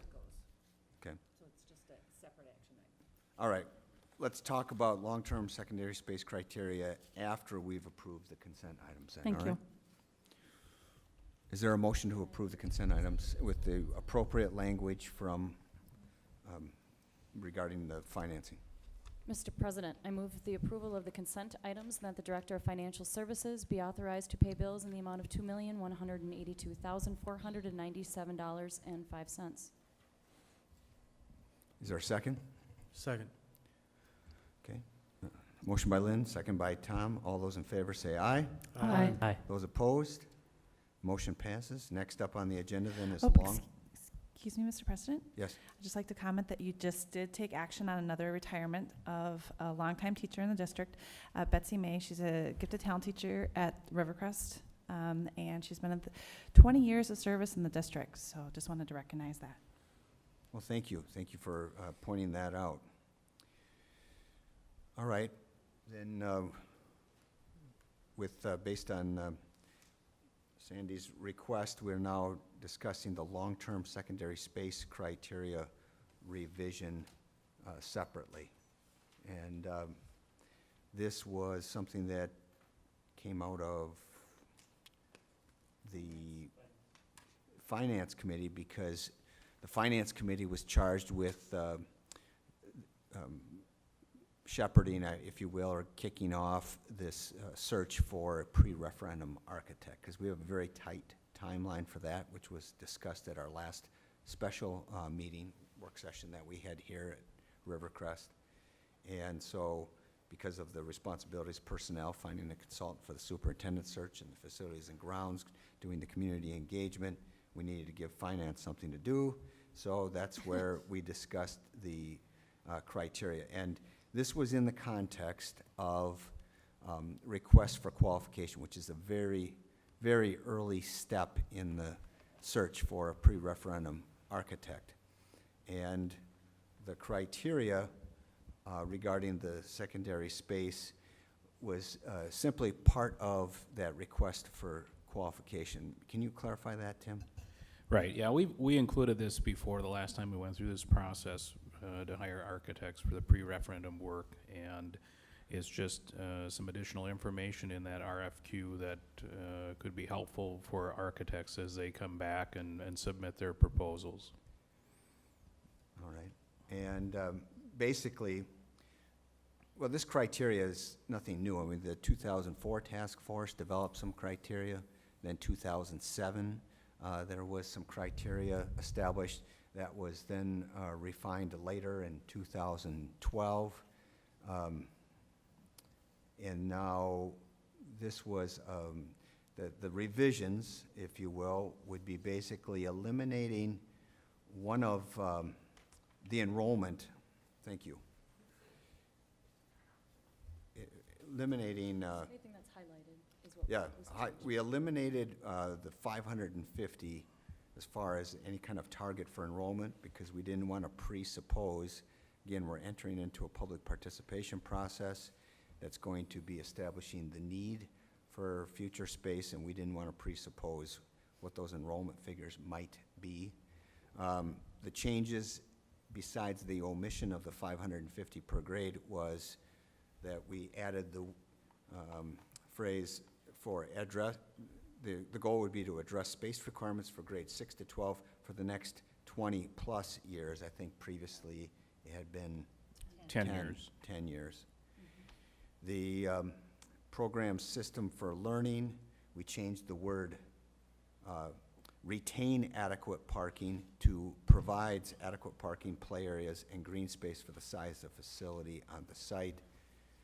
The difference between provides and retains was, I guess, a judgmental one as to whether or not there was already adequate parking, or what would be, just indicates that it would provide. What that adequate parking might be, again, is going to be something that's going to be determined through our public participation process.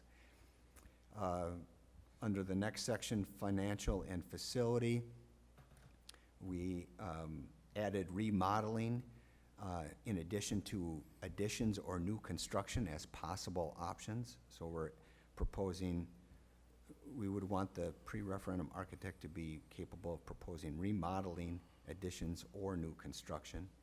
And then under item 4, under financial and facility, it was provide appropriate and or responsible use of current, and previously it was just current facilities, but we wanted to introduce the word current land and facilities, recognizing that we do own land that does not necessarily have a building on it.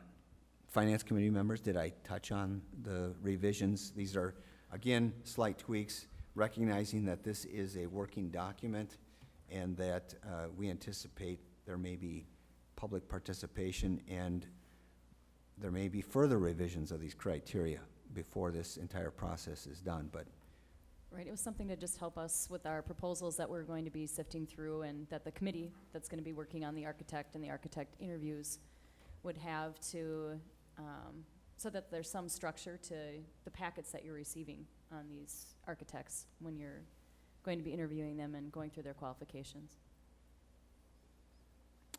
so it was a process at the committee. We went through, we did go through line by line and made basically these 4 to 5 changes, I guess 1 omission and 4 word changes. But is there any other questions from any other board members on that? And one other comment, Sure. just, you know, Sandy, I know, so you asked the question. I think tried to take some of the public input, at least from my perspective, what I've been hearing out there in terms of, you know, looking at all of our options, making sure that remodeling was taken into consideration. That wasn't on the document.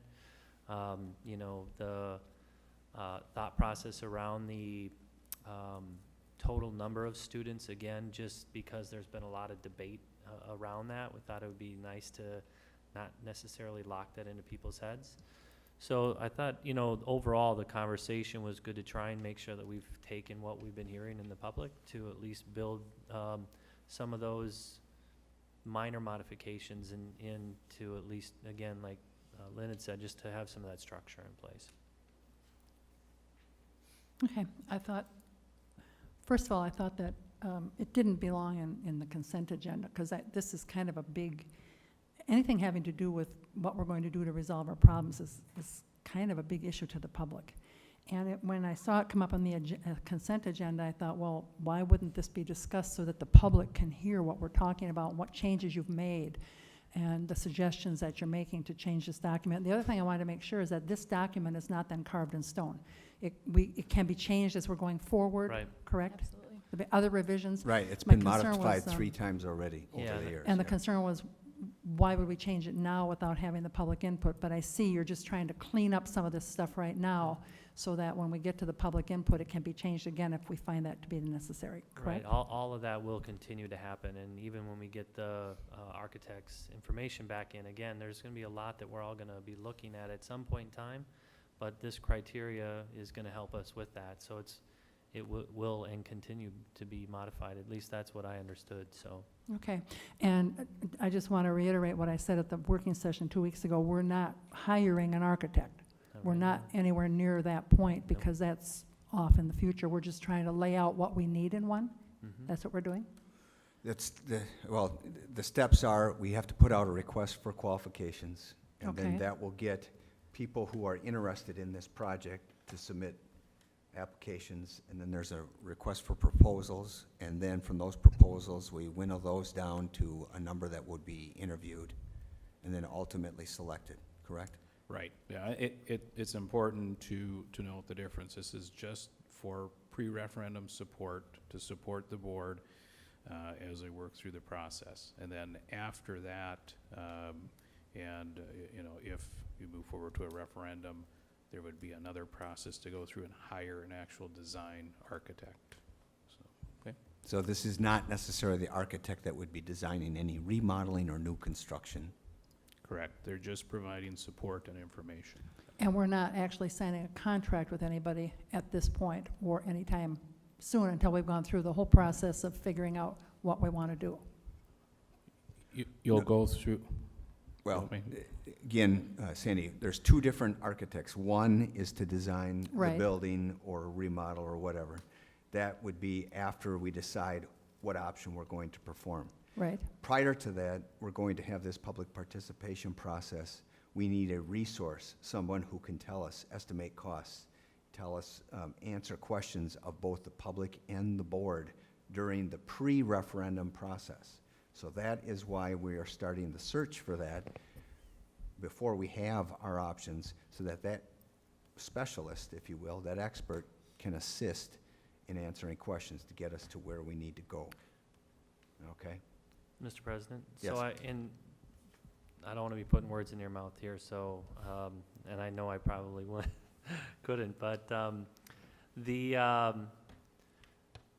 I guess the question that you might be trying to get at is if, well, we bring this consultant in and the consultant wants to get back to a point where she's asking the question, you know, what do we even need to be at a referendum?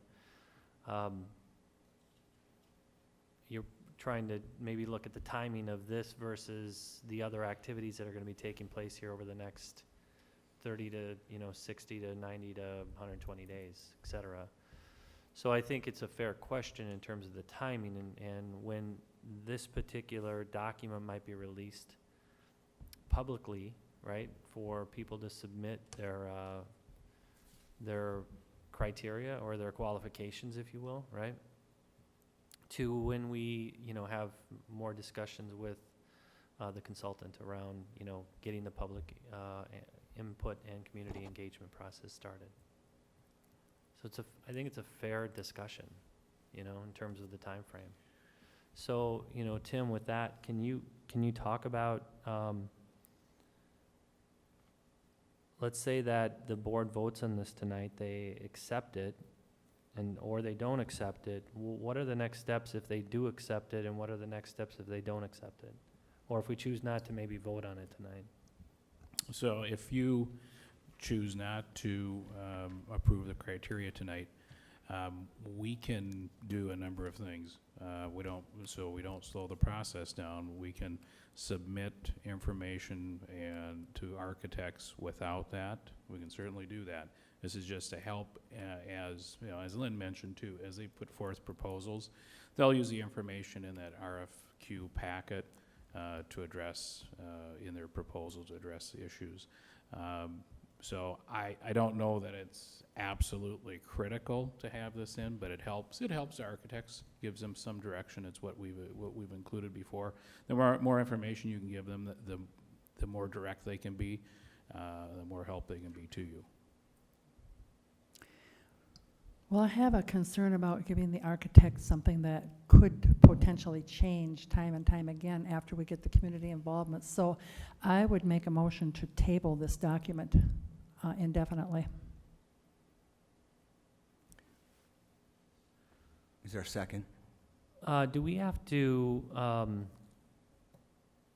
mean, this document, we have a number of work sessions that come up. Can you take action at any of those work sessions if we felt at some point in time? I mean, we've got them coming up in December. We've got them coming up in January.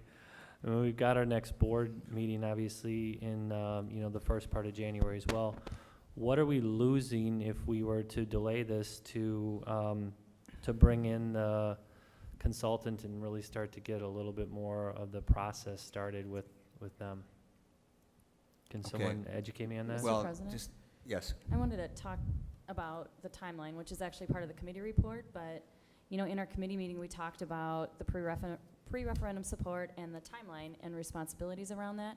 And it's a pretty lengthy timeline. I mean, these are gonna start, if we approve this, December 1st, but that work wouldn't commence until the February 10th board meeting. So it's a pretty lengthy process to get that resource on board and to figure out and vet through the qualifications of these people and figure out if they're going to be able to help. Whether or not we deploy them on that date, that doesn't have to happen, but we would at least have all of the work done to get that resource that the board feels that can support the work that this consultant is gonna lead for the board, and we're ready to go. So if we're holding off for other work sessions or other timelines, I mean, there's this lengthy timeline that we have to get that work done with all the other work we have done with the Why don't you, superintendent can search. you run down that Sure. timeline? It's on, Do you have it it's on a committee report. Okay, there, it's up on the screen. Thanks, Tim, for. And board members can find it after, it's the next page after the Finance Committee meeting report. So if you would go to that in Diligent, you'd be able to look at it on your screen. So like it says on the screen, previously when we met, we had the action, and I think we only had the action, and we filled in the responsible party and timeline in our committee meeting. And so develop and request for qualifications RFQ for architectural support, that's the information we've been discussing previously. And that would be the Finance Committee, and that was done the week of the 1st, which you've approved. Invitation to submit qualifications, adds to HSO and Builders Exchange. The administration would be taking that work, and that work would be done this next week through January 9th. And then the week of January 12th, there would be a review and evaluation submitted, RFQs, and select a short list of firms for interviews. And that work would be done by an ad hoc committee. Have the committee members all been talked to? Does Sandy know? Yes. Okay. So that'd be President Johnson, Board Member Gerke, and Board Member Hanson, and the administration, and that work would be done the week of January 12th. Next would be the interview the selected firms, select the finalists, and perform reference checks. That work would be done by that ad hoc committee of President Johnson, Board Member Gerke, and Board Member Hanson, and the administration. And as I understand it, that interview date has been calendared for January 19th, if I'm not mistaken. Somewhere in that week. Yes, Okay. right, 19th. All right. Yeah. Negotiate the scope of services, compensation, and draft agreement and legal review. That would be done by the administration the week of the 2nd through the 6th. And then the selection of the firm subject to contract agreement. So we still have the ability to look at that agreement and decide if if that scope of work fits what we want to do to complement the work of our consultant. And that would be the Board of Education on February 10th. So that was kind of the timeline, Sandy, that was behind the thought process there that committee discussed. Okay, I understand that. What happens if the consultant that we are going to hire to get the community engaged and involved, and she's talking anywhere from 3 to 9 months? This is only a couple months. So if we don't have any definitive response from a community involvement process for 9 months, we wouldn't be paying a engineering consultant from February on, would we? No, the meter doesn't, just to be clear, the meter doesn't start running until you give them work to do. Okay. You just getting them in place early, again, so that they're ready to go when you're ready to go, though. I think that's the big thing. Okay, that's what I need a clarification of, that the meter doesn't start running until because I can see us being out 6 to 9 months, and here we've got somebody on board already, and it was not making a lot of sense to me. So I will withdraw my motion to table that document then, with the understanding that it's going to be changed, corrected, updated as we go through the process. That's right. Right now, this is was on our consent agenda because when we've revised documents before, we've left that generally to the committees to do, and then it always goes in the consent agenda with the rest of the board, reviewing it. In this case, the question is just basically, it's not whether we're going to send out RFQs. That's already been done, that's going to be in the process of being done. The committee has recommended that the documents that are sent out for that RFQ, whether it includes this criteria or not. I was just waiting for the board to approve the document tonight, and then, yes, then the RFQ is going to go out. Right. And the question is, does it go out with the old, what was considered the prior criteria that included language of a 550 enrollment cap, per grade, and some of these other minor word changes that we made? We could do the old one, or we can do this new one, or we don't do any at all. That would be the three options. But is there any other comments then? Otherwise, this will get changed for now and probably get changed later. I would just like to ask that if there's anything else, though, that's involved with, anything else that we're doing that involves our space issues, that it not be put in the consent agenda, even a change of policy like this, because I think the public needs to know what we're doing, and the public sees this and wonders, well, why are they burying that in the consent agenda? I just think it needs to be really transparent, so I would request that anything having to do with the work that we're doing on the space issues not be put in a consent agenda, and that we have a full discussion on it. Is there anything you disagree with in the changes, Sandy? No, I compared, I actually went back and compared all of the 4 from way back in 2004, and the changes are fine. I think I was just having a problem with the process. All right. Mr. President, it's fair comment, fair point. Anybody else have anything else? Any other discussion on the changes then? All those in favor say aye. Aye. Aye. Those opposed? Oh, I guess there wasn't a motion. I Mr. thought we had President, made a motion, and the only Yeah. motion was the table that was withdrawn. Withdrew that. Mr. Right. President, Yes. I move the approval of the long-term secondary space criteria revisions as presented. Is there a second? Second. Okay, second by Brian again. He sits closer to me, that's why he gets it, yes. That's like the second. All right, all those in favor say aye. Aye. Those opposed? All right, that motion passes. Now we're on to committee reports. Tom, you're up first with personnel. Okay, the Personnel Committee met December 1st. We had 2 agenda items. The first one and the primary one for that evening was already discussed this evening, and it resulted in the recommendation by this board of Hazard Young, Atea, and Associates as the firm to be retained for the superintendent search selection process. By the way, I just wanted to mention that Wisconsin Association of School Boards was one of the other firms interviewed. The second one has not been indicated. So for full transparency to the public, the other firm name was School Exec Connect. It was referred to in the second party, but by name, that was the other firm. So the final agenda item was just briefly touched on and will be presented with a plan at our December 5th special board meeting. That's the 2014-15 staff salary and wage process that Andrew provided. December 15th, yes. Did I say? December 5th. So. Did I say December 5th? 15th? We're going to go in a time machine, go backwards 3 days, or a week, I guess, whatever it is. Speaking too fast. All right. Any questions for Tom on personnel? Next up is facilities and grounds, and we've basically covered that already. Our meeting started, we had some technical glitches with one of the interviews trying to do it by Skype. We eventually got going, but we had about a 2-hour meeting with inclusive of that technical glitch, but we interviewed the 2 candidates for community engagement consultant, had a hearty discussion regarding it, ultimately came up with the recommendation that was made previously in this meeting, and then second agenda item was the UU property, whether that should remain for sale or be taken off the market, and the motion was made, seconded by Tom, to recommend to the board that the UU property be taken off the market for an indefinite period of time. That motion passed. Any questions? All right, then finance, Lynn. Mr. President, we've basically covered the items that we talked about in our finance committee, but the biggest focus of that meeting was to prepare for architectural support. We reviewed multiple documents, excuse me, and updated and modified them to represent the state where we're at right now. And then we also discussed the UU property, which the committee recommended and we've taken action on previously. All right, very good. Any questions for Lynn? All right, then for learning and program development, Brian was traveling, so I substituted for Brian and chaired the committee meeting where we discussed the new course proposals that were discussed here today. We also discussed the agri-science and natural resources science crosswalk.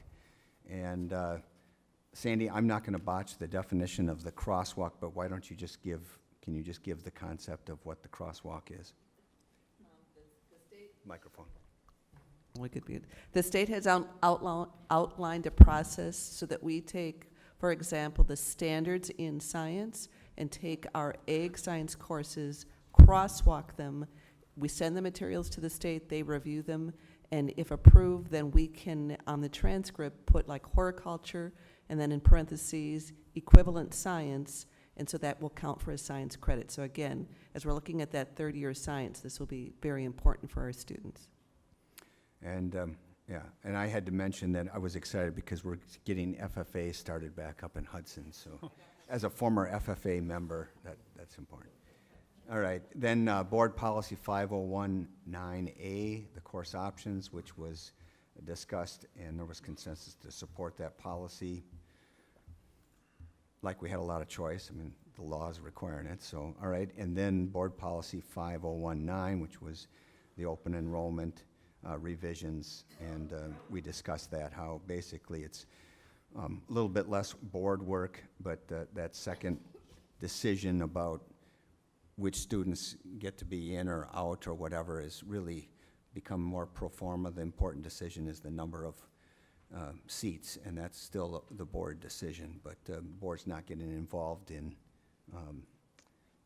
any kind of decision that could get us in legal trouble, basically. We're going to leave that to the criteria, and it's basically applying a formula and putting students in groups. The administration guidelines then for the annual determination of space availability was discussed and reviewed in detail. It kind of goes hand in hand then when these changes that the board has made. Any questions? Okay, if not, then I would entertain our remaining agenda item and using the wording in item 8. Mr. President, I move to adjourn to closed session pursuant to Wisconsin Statute 19.85, Parent 1, Parent F, to consider the medical and personal history of a faculty member and the preliminary consideration of specific personnel problems, which if discussed in public would be likely to have a substantial adverse effect upon the reputation of the employee referred to in such histories or problems. Is there a second? Second. Motion by Lynn, second by Bruce. This calls for a roll call vote. Carrie, you want to start us off? Whitaker, aye. Hanson, aye. Robson, aye. Johnson, aye. Bell, aye. Holland, aye. Gerke, aye.